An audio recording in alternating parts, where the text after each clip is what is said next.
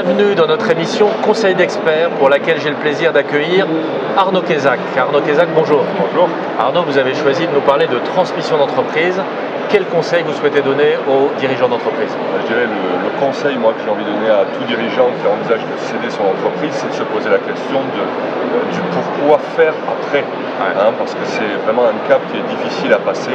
Si on n'a pas d'objectif clair sur sa vie d'après, on ne peut pas se projeter sereinement dans un processus de cession.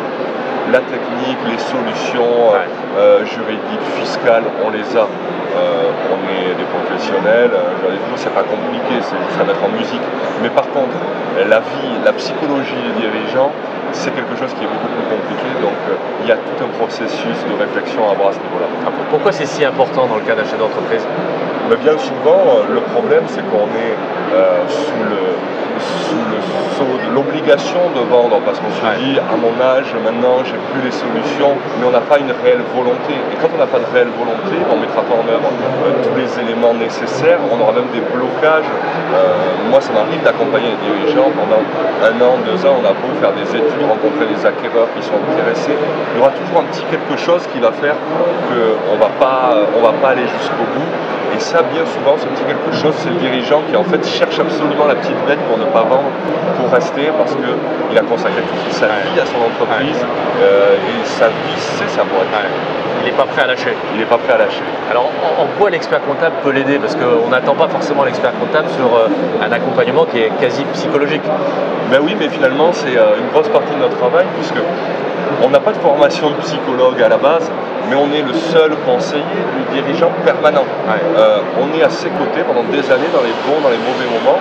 Souvent, quand on arrive au moment de la transmission, alors de plus en plus, on voit des cas de transmission, j'allais dire, de jeunes dirigeants qui veulent changer de vie, qui veulent peut-être monter un nouveau projet derrière, mais on voit aussi des transmissions de gens qui veulent arrêter, qui veulent partir à la retraite.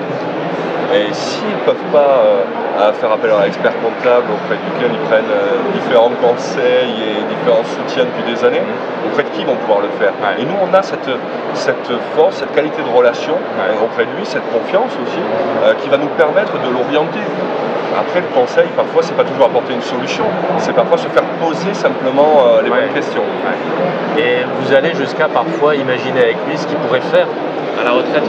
Ça arrive en tout cas à lui mettre le doigt sur les changements qu'il faut qu'il apporte à sa vie, sur l'ouverture, sur se pencher vers des activités autres, associatives, le mettre sur la voie pour justement essayer de débloquer certaines situations et certaines situations probablement de blocage à ce niveau-là. Et certains de vos clients, ça arrive des fois, sont réticents, bloquent un peu Et ça arrive régulièrement.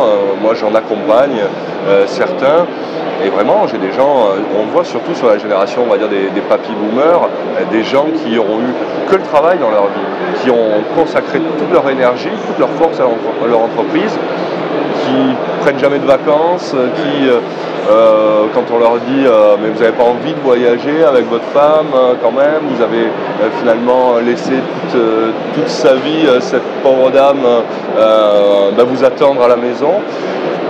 Ben non, c'est pas dans leur culture, c'est pas dans leur habitude. Alors on discute comme ça, oui, tu as raison, mais en fait la mise en œuvre est difficile et de temps en temps il faut presque aller au clash, les mettre dans leur, les pousser un peu, excusez-moi le terme, les violer un petit peu, intellectuellement je l'entends, pour arriver à débloquer les situations. Pour finir, est-ce que vous pouvez nous citer un cas vraiment de belle reconversion? Alors j'ai accompagné un de mes clients, alors là c'est plutôt un jeune dirigeant qui a arrêté son aventure dans sa présente entreprise aux alentours de 40-45 ans, qui a voulu changer complètement. Il s'est mis en quête d'une entreprise à racheter. Il est allé rencontrer différents cédants au travers de petites annonces classiquement, et puis il s'est lancé dans le secteur du recouvrement de créances, du renseignement commercial. Il me dit tu me connais? Je lui ai dit oui, j'ai un de mes clients qui est dans le recouvrement de créances, tu veux pas me le présenter? Si, je les ai présentés, Un an plus tard, ils s'associaient tous les deux, ils ont développé un groupe. Aujourd'hui, ils ont fait 3 rachats de sociétés. Ils commencent à avoir constitué un groupe très sympa. Et moi, je suis particulièrement heureux d'être au centre un petit peu de cette affaire et de cette évolution. Arnaud Quézac, merci. Merci à vous.